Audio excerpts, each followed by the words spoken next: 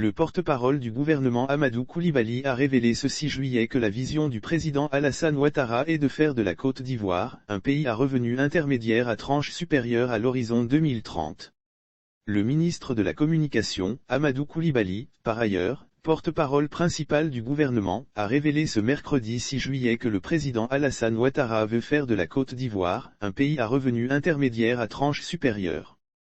L'une des solutions est de mobiliser des crédits s'élevant à plusieurs milliards de francs CFA auprès des partenaires, bailleurs. Voici les explications du ministre Amadou Coulibaly. Les annonces de financement des partenaires sur la période 2021-2025 s'élèvent à 26,18 milliards de dollars soit 15 705 milliards de francs CFA. À cette occasion, les différents bailleurs de fonds bilatéraux et multilatéraux ont réitéré leur disponibilité à accompagner notre pays à travers des investissements innovant et structurant pour l'aider à réaliser ses objectifs de développement, avec à l'appui, des déclarations d'intention de financement exceptionnelles. Au total, les annonces de financement des partenaires sur la période 2021-2025 s'élèvent à 26,18 milliards de dollars soit 15 705 milliards de francs CFA. Ce niveau de mobilisation exceptionnel représente une réalisation objective du groupe consultatif de 168,2%.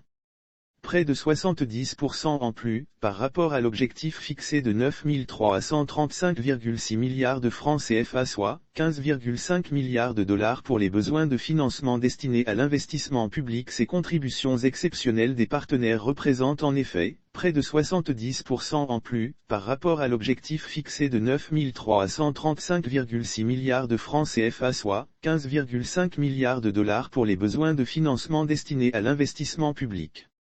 En outre, les investisseurs privés nationaux et internationaux sont massivement venus exprimer un intérêt particulier pour les secteurs porteurs tels que l'agriculture, l'agro-industrie, les mines, le pétrole et l'énergie, l'industrie, les télécommunications, l'hôtellerie et le tourisme, les travaux publics et les secteurs bancaires et financiers.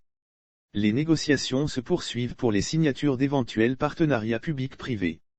Lire aussi Blé Goudé, si Gbagbo est candidat en 2025, je vais lui demander quelle est ma place dans le comité de campagne. Le Conseil s'est félicité du franc succès de cette opération et a salué cette mobilisation exceptionnelle des partenaires bilatéraux et multilatéraux, ainsi que de nombreux investisseurs privés tant nationaux qu'internationaux autour de notre pays et de la vision du président de la République de faire de la Côte d'Ivoire un pays à revenu intermédiaire à tranche supérieure à l'horizon 2030.